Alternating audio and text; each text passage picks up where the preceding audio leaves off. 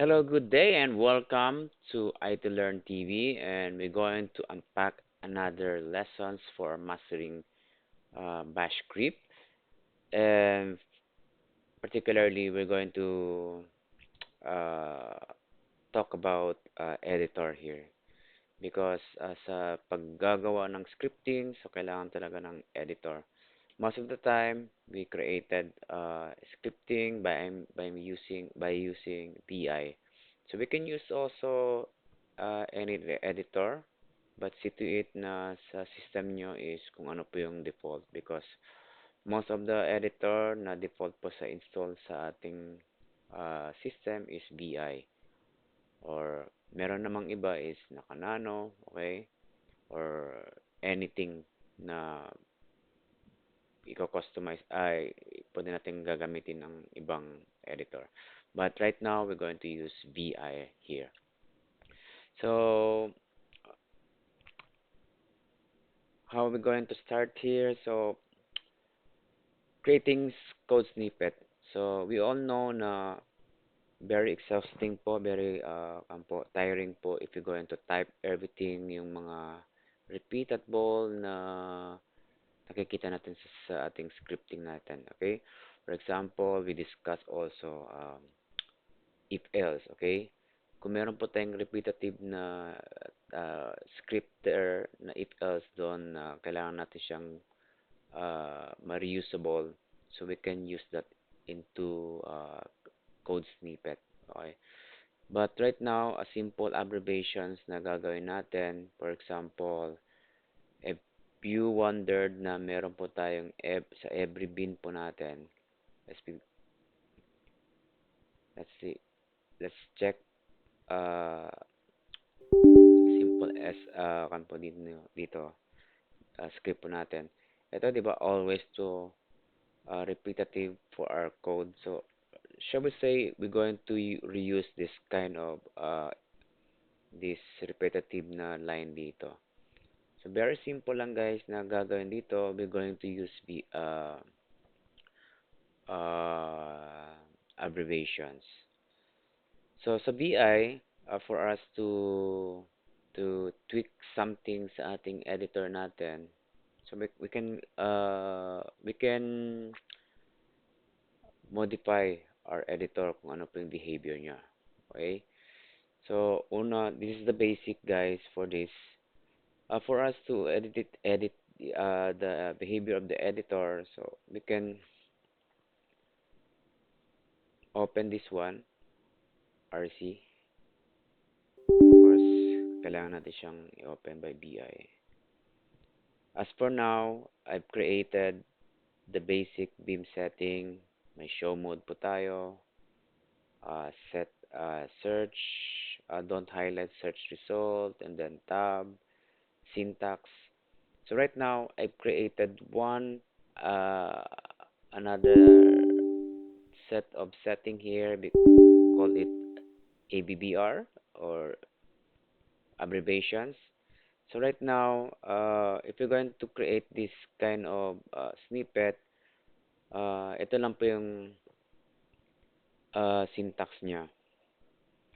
We need to create something shortcut like we used to see right we already saw see in our screen right now dash ss for us to uh, access that or get that line.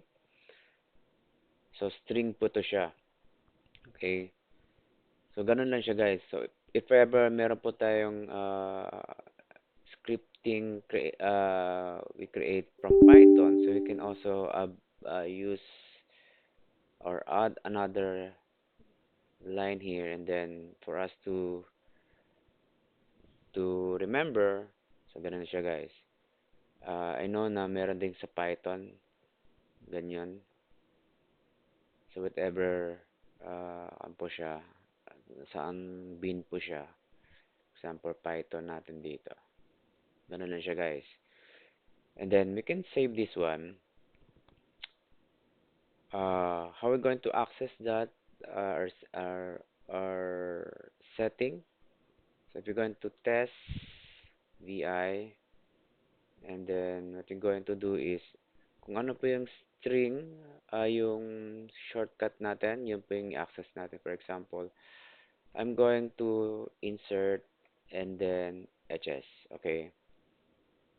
At pag i-enter ko to siya, wala. Okay, same goes with the Python. Wala. So very simple lang guys for us to create a snippet so we can create some abbreviations on that. And then one thing is we can also use reusable na if else dito, but I know it's very long, no? It's very long for us to create on that, but we can do that. Okay. We can also reuse some code snippet by opening a certain uh, file. For example, if you have file here, let me close this to you guys first. Just, for example, we do have a color here.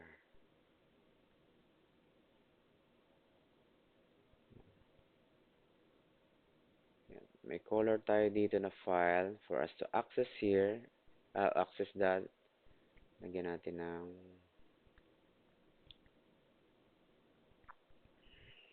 red sa color natin. At least may value siya guys. May laman siya. Okay. Cut natin. Okay, may red siya. So for example, if we open a VI, okay, test again, color, okay. Gagawin po natin siya, i-call natin siya by shift and then colon and then R, which is read, and then ano po yung file natin. But so to it na naka-reside po tayo sa mismong uh, path na naka-save.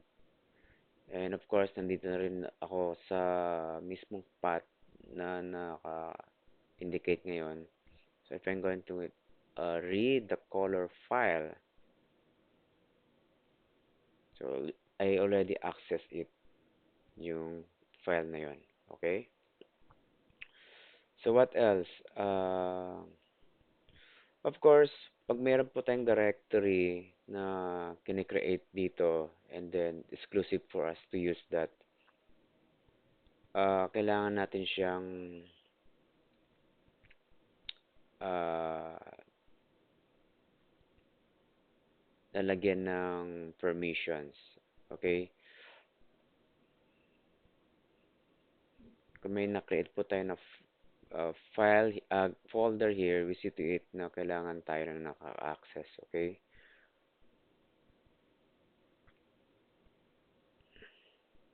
Yan. Okay, so make directory colors. Okay. Already existing. Okay. Let's see. Let's. Okay. Color directory. Okay. May directory files tayo. Directory compo tayo. And then we see to it that we get to put it change mode 700. Okay.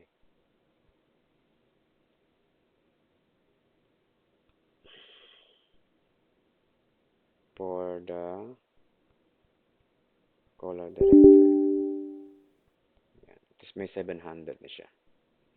So dito lalagay nyo lahat yung mga snippet nito sa ating nagawa natin. Okay? And then for us na we customize yung ating mga snippet natin. Okay? We can also bring very simple. So if you're also uh, experienced on HTML, meron pa akong background sa HTML, guys. So normally I put something mga hexa something na color decimal for us to call something specific na color. Same goes sa terminal natin. We can also use that. So for example, if we're going to make it red yung ating kan natin by echoing natin E and then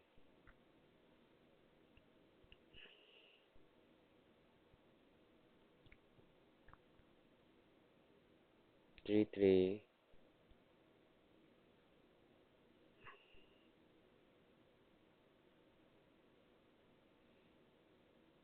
So built-in po tong E options for us to use to display color. Okay.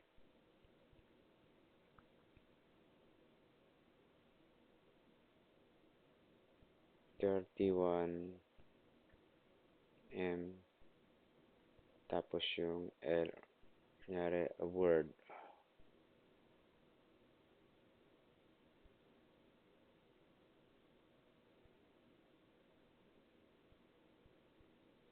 Error. And then we close it to 033 because we uh, open with 033 and then 033 then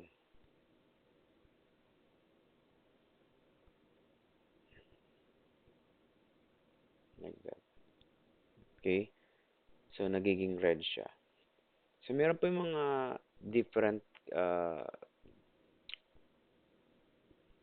different na mga functionality of our script here to call a specific color.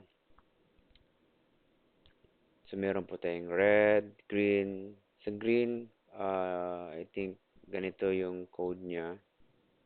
We're going to paste it to you guys. Ito yung green. So, meron po tayong blue. Sa blue naman natin. Ito. And so on. So, every time we open with 033 and then the color and then the name, so we need to close it what we open here. So, zero, forward 033. So, for us to implement it. So, right now, we need to take care this variable, to ensure the properly delimiter for this text. Okay, we can again modify yung mga previous na code po ay script po natin by coloring. Okay, for example, kung meron pong nag-error sa script natin, so we can put indications na red, ganun. And then if it is uh, successful, so gagawin natin siyang green. So we can customize that by using this code snippet na color. Okay?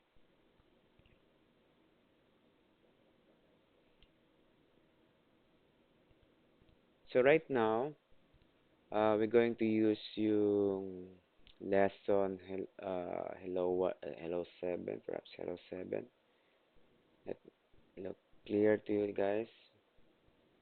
LS, yung hello 7 natin, VI hello 7, and then apply natin yung color natin. Actually, I did put here the red. So we can also use this kind of pattern for make it red because kung lalagyan natin ng ganong number lang because it will also cause an error. So be careful lang guys if you're going to use. So we can simply use this kind of method for us to make it red like that. And then we simply it reset like that.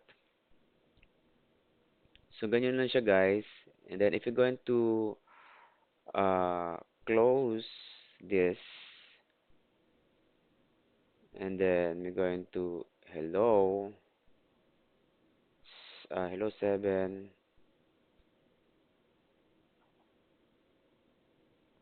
So it created as an error script here, okay? And then if you're going to put some uh, parameter, okay, value, mark, okay, green siya, guys. Yun. So ito lang po yung mga basic na mga code snippet that we can learn. But if you're going to be serious to modify your own editor, so you can do that. You can do so. And perhaps that these lessons will help you a lot again to you guys, especially learning Bash script and using editor. And that's it. So I guess this is be a wrap up for this lesson. So I'll see you again in the next video.